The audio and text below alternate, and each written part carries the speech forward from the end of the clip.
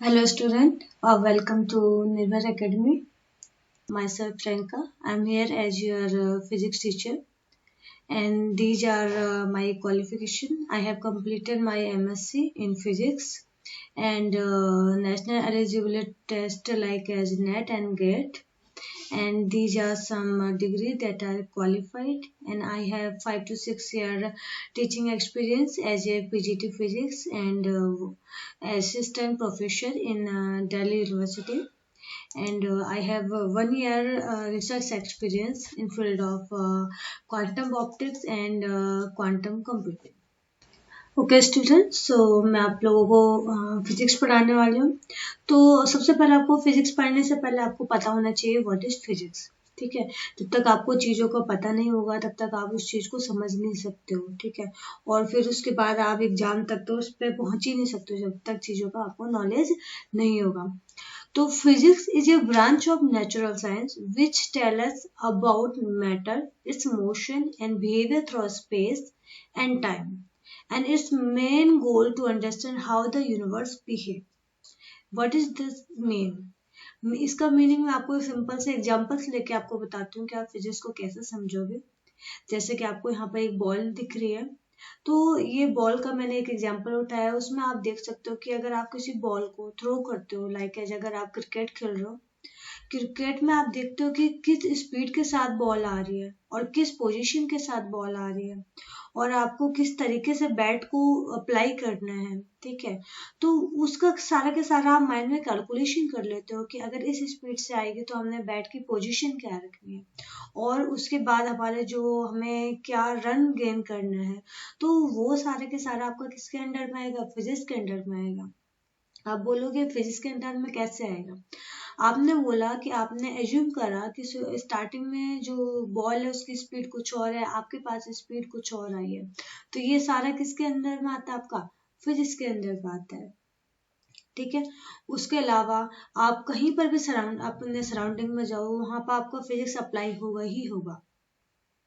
दूसरा एग्जांपल देते हो आपको कि अगर आप कहीं मूव कर रहे हो, ठीक है, तो आप क्या देखते हो कि आप में कुछ ना कुछ एनर्जी वर्क कर रही है, चाहे वो आपका काइनेटिक एनर्जी के फॉर्म में वर्क कर रहा है, चाहे आपका पोटेंशियल एनर्जी के फॉर्म में वर्क कर रहा है, लेकिन आपके बॉडी के अंदर एनर्जी वर्क कर रहा होता है। तो वो पोर्शन अभी आपके किसके अंडर में आता है?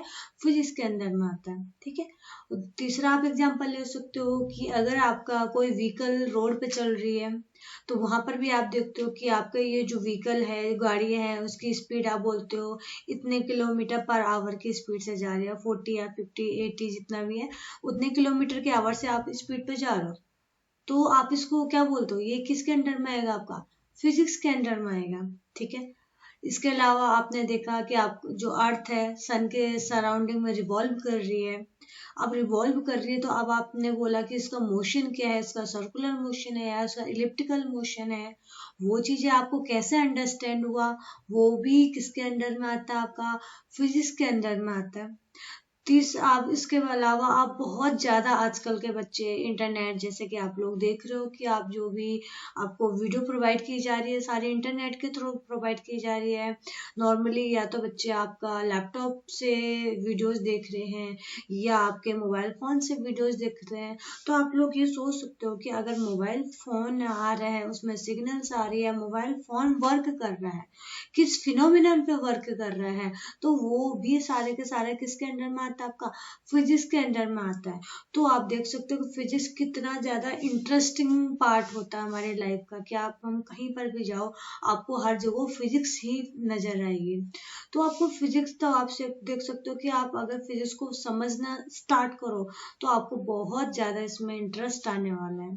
ठीक है, तो उसको समझने के लिए मैं आपको 2 व्यूज आपको देने वाली हूँ कि आप कैसे फिजिक्स को समझोगे। ठीक है, सो अब आपको फिजिक्स को मैं समझाने के लिए आपको 2 व्यूज बता रही हूँ। 2 तरीके के व्यू हैं। फर्स्ट जो व्यू आएगा आपका, फर्स्ट आएगा मैक्रोस्कोपिक। मैक्रोस्कोपिक, ठीक है। सेकंड जो आपका आएगा माइक्रोस्कोपिक। अब स्टूडेंट्स, अब आप बोलोगे what is macroscopic, what is microscopic. ये चीजें आपको अंडरस्टैंड करनी जरूरी है कि आपको फिजिक्स को किस तरीके से आपको अंडरस्टैंड करना है। तो मैक्रोस्कोपिक मीन्स कि जो आप उसको नॉर्मली अपने आंखों से देख सकते हो, लाइक जैसे मैंने आपको एग्जांपल दिया, आप बॉल को थ्रो कर रहे हो या बॉल के साथ प्ले कर रहे हो, तो उसको आप आंखों से देख पा रहे हो, ठीक है। या आपको मैंने अभी तक जितने भी एग्जांपल दिए हैं सिवाय मोबाइल फोन के नेटवर्क का, वो सारे के सारे आपको किस में आता है, मैक्रोस्कोपिक व्यू से, जो कि आपको इजिली आई से दिख जाएगा, ठीक है। तो मैक्रोस्कोपिक व्यू क्या होगा, ह्यूज बॉडी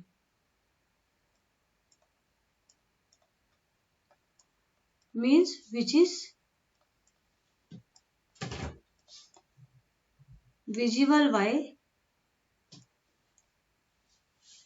eye, इसको आप आंखों से देख सकते हो, ठीक है। नेक्स्ट आता है आपको माइक्रोस्कोपिक।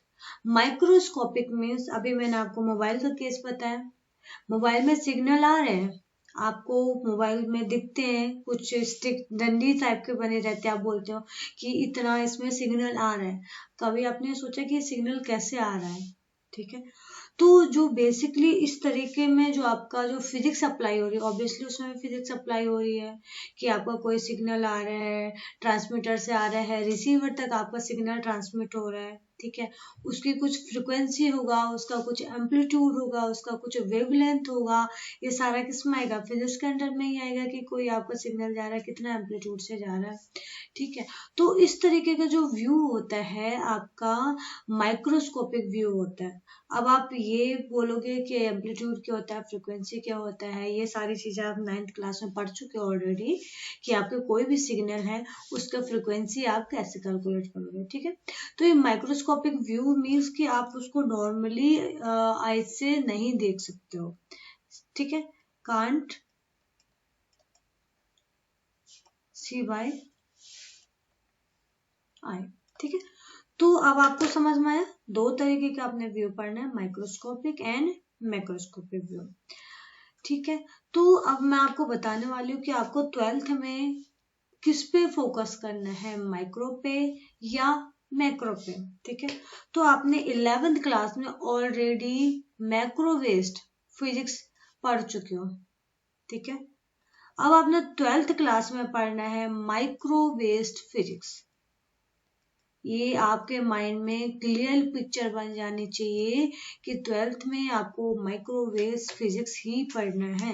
हाँ, कहीं कहीं पर थोड़ा बहुत मैक्रो आ जाएगा, वो समझाने के लिए आएगा, लेकिन आपको नॉर्मली इसमें जो 12th में पढ़ना है माइक्रोवेव फिजिक्स पढ़ना है, ठीक है। तो ये बेसिक आपका क्या है, इंफॉर्मेशन अबाउट फिजिक्स। ये तो मैंने जनरल बताया कि आपका फिजिक्स क्या है, इसमें अभी तक ये नहीं आया कि 9th का पोर्शन है, कि 10th का पोर्शन है, 11th का पोर्शन है, 12th का पोर्शन है, ये नहीं है। आपका जनरल फिजिक्स मैंने बताया कि फिजिक्स बेसिकली आपका होता क्या, ठीक है। अब हम आपके आ जाते हैं सिलेबस पे। सो बेसिकली ये आपका सिलेबस है। सिलेबस में आपके 9 यूनिट कंटेन होंगे, 9 यूनिट होंगे, और मैं आपको बताऊंगी कि 9 यूनिट में कौन से यूनिट कितना मार्क्स गेन करता है, कितना ज्यादा उसका स्ट्रेंथ होता है, वो चीजें आपको सबसे पहले यहाँ समझ में आना चाहिए, ठीक है। उसके बेस पे भी आपको यहाँ कॉम्पिटिटिव एग्जाम की तैयारी कराई जाएगी। यहाँ पर आपका एकेडमिक एग्जाम के बेस्ड पे नॉर्मली हम जो फोकस करें एकेडमिक पे फोकस करें, लेकिन अगर मैं आपको बताऊं तो यहाँ से आपका कॉम्पिटिटिव एग्जाम में भी बहुत सारे क्वेश्चंस बनते हैं, ठीक है। तो आप लोग ध्यान से पढ़िएगा आपका चैप्टर क्या क्या है, ठीक है। सो बेसिकली आपको जो फर्स्ट यूनिट है इलेक्ट्रोस्टैटिक्स, ठीक है। इलेक्ट्रोस्टैटिक्स में आपके 2 चैप्टर होंगे। फर्स्ट होगा electric charge and field, second होगा जो आपका electrostatic potential and capacitance, okay. So electrostatics में बेसिकली आपको पढ़ना है स्टडी ऑफ चार्जेस, ठीक है। पूरा चैप्टर मैं आपको डिटेल में पढ़ाऊंगी, जस्ट मैं इंट्रोडक्शन बता रही हूँ आपको, ठीक है। ये आपका सिलेबस है। अब इसमें आपको जो सिलेबस में पढ़ना है किसके बेस पे पढ़ना है, मैक्रोस्कोपिक व्यू के बेस में पढ़ना है। इसमें आपके 9 यूनिट कंटेन होते हैं।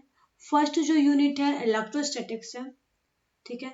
इलेक्ट्रोस्टैटिक ध्यान से देखना, आपको इलेक्ट्रो मीन्स क्या हो गए, electrons, static means static current, ठीक है। तो बेसिकली आपको चार्ज और करंट के बारे में इसमें स्टडी करना है। तो इसमें 2 चैप्टर आपके होंगे, electric charge and field, and electrostatic potential and capacitance. ठीक है, आपका जो चार्जेस है उसकी वजह से क्या क्या मूवमेंट हो रहे हैं, चार्जेस की क्या क्या प्रॉपर्टी चेंज हो रही है, ये चार्जेस का वन प्लेस से दूसरी प्लेस पे मूव करने में क्या क्या इफेक्ट पड़ रहा है, कितना फील्ड लग रहा है, फोर्स लग रहा है, ये सारी चीजें हम इस चैप्टर में स्टडी करने वाले हैं। ठीक है, यूनिट आपका जो सेकंड आता है वो आएगा करंट इलेक्ट्रिसिटी। तो ये आपका एक्सटेंशन वर्जन है आपका इलेक्ट्रोस्टैटिक्स का। यहाँ पर आपका करंट इलेक्ट्रिसिटी मीन्स आपका जो चार्ज है, इलेक्ट्रॉन है, वन प्लेस से अनदर प्लेस में मूव करेगा। ठीक है, उसमें आपका किस किस तरीके के रिएक्शंस चेंज होगी, does not means chemical reaction या फिजिकल रिएक्शन की बात हो रही है, तो यहाँ किस किस तरीके की रिएक्शन चेंज होंगी उसके बारे में हमने स्टडी करना है। सो बेसिकली आपका जो यूनिट फर्स्ट और सेकेंड है, जो मार्क्स कंटेन करेगा 16 मार्क्स कंटेन करेगा। ओके, आउट ऑफ 100 आपका इसमें 16 मार्क्स कंटेन करेगा। जो नॉर्मली आपका जो एग्जाम में वैसे तो 70 मार्क्स का पेपर आता है और 30 मार्क्स का आपका उसमें प्रैक्टिकल एग्जाम का आता है। तो इसमें जो 30 का मैंने जो 70% है, 70 मार्क्स है, उसका मैंने 100% के हिसाब से बोला कि उसमें कितने मार्क्स का होगा, 16 मार्क्स का होगा। ठीक है, नेक्स्ट थर्ड यूनिट आपका magnetic effect of current and magnetism. और magnetic effect of current means आपको बताया जाएगा, इवन आपको 10th क्लास में बताया गया है कि आपका चार्ज मूव करता है और उस केस में आपका क्या होगा, करंट प्रोड्यूस होगा, करंट प्रोड्यूस होगा तो मैग्नेटिक फील्ड प्रोड्यूस होगा। ठीक है, तो उसमें मैग्नेटिक फील्ड या मैग्नेटिक फील्ड की स्टडी करेंगे with the help of charges, with the help of magnet. ठीक है, तो इसमें दो चैप्टर होंगे आपके बेसिकली, क्या होंगे, मूविंग चार्ज एंड मैग्नेटिज्म, दूसरा होगा आपका magnetism and matter. Okay, next आपका electromagnetic induction and alternating current. So आप क्या देख रहे हो कि चैप्टर आपका unit first to fifth basically information about movement of charges का है। ठीक है, तो आप देख रहे हो जो फोर्थ यूनिट है, आपको अभी ये चीजें समझ में नहीं आएंगी, धीरे धीरे आपको जैसे हम चैप्टर में पढ़ेंगे तो आपको समझ में आएगा।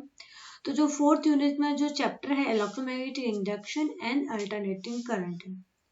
सो आपका यूनिट थर्ड और यूनिट फोर्थ कंबाइन होके आपका जो मार्क्स बनाएंगे वो 17 मार्क्स का बनेगा। ओके, नेक्स्ट है unit number fifth, electromagnetic waves, और इसमें जो चैप्टर आएगा वो आएगा electromagnetic wave. Okay, so electromagnetic wave में आपका जो अपने इलेक्ट्रिक फील्ड पढ़ा था, जो फर्स्ट चैप्टर था electrostatics, and first to third chapter वो आएगा आपका इलेक्ट्रोस्टैटिक्स, मतलब उसमें इलेक्ट्रोस्टैटिक्स पढ़ोगे आप। और जो आपका थर्ड टू फोर्थ चैप्टर, ठीक है, नहीं, ओके, सो आपका नेक्स्ट यूनिट है फिफ्थ, वो है इलेक्ट्रोमैग्नेटिक वेव। उसमें आपने चैप्टर स्टडी करना है इलेक्ट्रोमैग्नेटिक वेव। ओके, सो आपका इलेक्ट्रोमैग्नेटिक वेव में आपका कॉम्बिनेशन होगा, आपका चार्जेस की वजह से इलेक्ट्रिक इफेक्ट कितना बन रहा है, चार्जेस की वजह से मैग्नेटिक इफेक्ट कितना बन रहा है, और दोनों के बीच में क्या रिलेशन है। तो अब आपको क्या लग रहा है, चैप्टर फर्स्ट से चैप्टर 8 तक का टोटली जो आपका इंफॉर्मेशन है वो मूवमेंट ऑफ चार्जेस का है, चाहे आपका स्टैटिक करंट हो या आपका डायनेमिक करंट हो, आपका वो टोटली चार्जेस पे डिपेंड करेगा। ठीक है, तो ये एक बेसिकली एक फर्स्ट पार्ट हो गया आपका फिजिक्स का जो 12th क्लास में आपका है।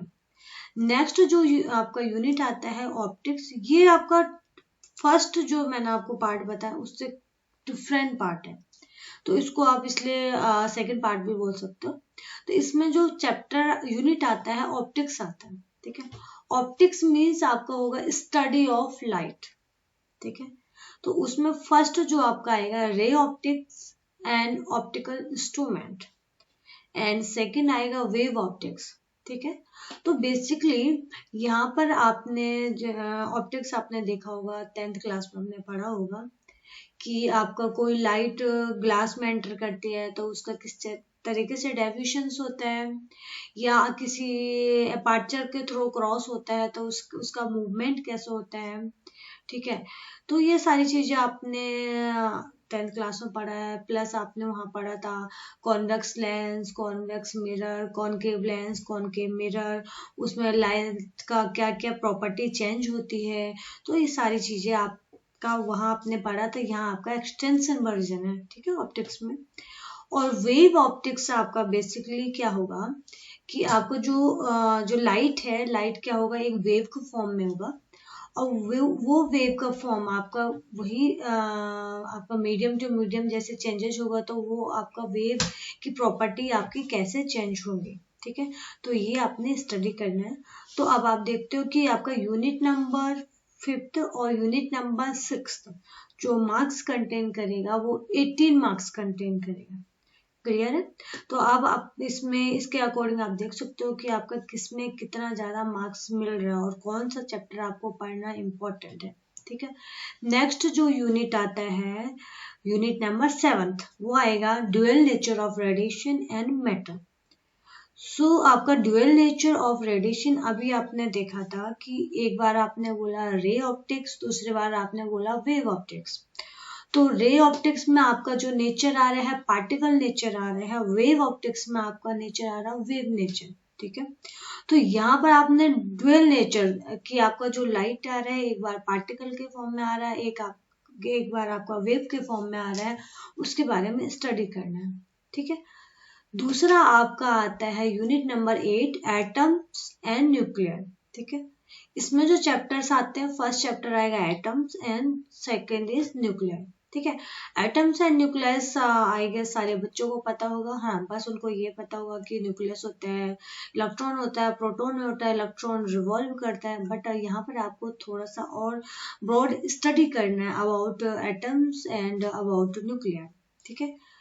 तो अब आप देख सकते हो कि 7th यूनिट और 8th यूनिट जो मार्क्स कंटेन करता है आपका 12 मार्क्स कंटेन करता है, ओके। नेक्स्ट है आपका इलेक्ट्रॉनिक डिवाइसेस। तो अब जो ये वाला पोर्शन है यहाँ पर बेसिकली आपका जो फर्स्ट पार्ट है और जो सेकंड पार्ट है, फर्स्ट पार्ट मैंने क्या बोला था unit number 1st to 5th, second part मैंने अभी तक कहाँ तक बोला 6th to 8th, ठीक है। जो बेसिकली मैं अभी यहाँ पे बोलूंगी 6th to 7th जो पार्ट है उसका कंबाइन है। कैसे कि आपका क्या होगा जो इंस्ट्रूमेंट आप बनाओगे, ठीक है, तो वो इंस्ट्रूमेंट बेसिकली वो डिपेंड करेगा कि आपका मटेरियल कैसा हो रहा है, लाइक एज कि आपको इलेक्ट्रॉनिक्स डिवाइसेस बनाने, इलेक्ट्रॉनिक्स मीन्स आपका क्या होता है मूवमेंट ऑफ इलेक्ट्रॉन्स, ठीक है। तो आपको इस तरीके के आपको इसमें डिवाइसेस का स्टडी करना है, लाइक एज आप जैसे देखते हो बल्ब हो गया, टीवी हो गया, ये सारे के सारे क्या आपका इलेक्ट्रॉनिक्स डिवाइसेस है, ठीक है। तो बेसिकली आपने यहाँ पर जितने भी इलेक्ट्रॉनिक्स अप्लायंस है उसके बारे में आपको इसमें स्टडी करना है, ठीक है। तो इसके बाद आपका बेटा इससे पहले एक और एक्स्ट्रा पार्ट था कम्युनिकेशन इलेक्ट्रॉनिक्स, ठीक है। वो आपका रिड्यूस हो गया है 2020 में आपका ये पोर्शन 30% रिड्यूस हो गया है। तो अभी तो आपको वो नहीं पढ़ना है, लेकिन मैं आपको सजेस्ट करूंगी कि फ्यूचर में वो चैप्टर आप जरूर पढ़ना। लाइक अगर आप ये 12th का एग्जाम दे भी दो फिर भी वो थोड़ा सा चैप्टर आपको पढ़ना जरूरी है क्योंकि वो फ्यूचर में आपका काम आने वाला है, ठीक है। ज्यादा नहीं बोल रही हूँ मैं, थोड़ा सा आप उस चैप्टर को देख लेना कि वो चैप्टर क्या है। तो बेसिकली मैं आपको जो पढ़ाने वाली हूँ unit number 1st to unit number 9th तक आपको पढ़ाने वाली हूँ, ठीक है। तो ये चीजें आप शेड्यूल ये जो सिलेबस है वो आपको याद करना है एंड उसके अकॉर्डिंग आपको चैप्टर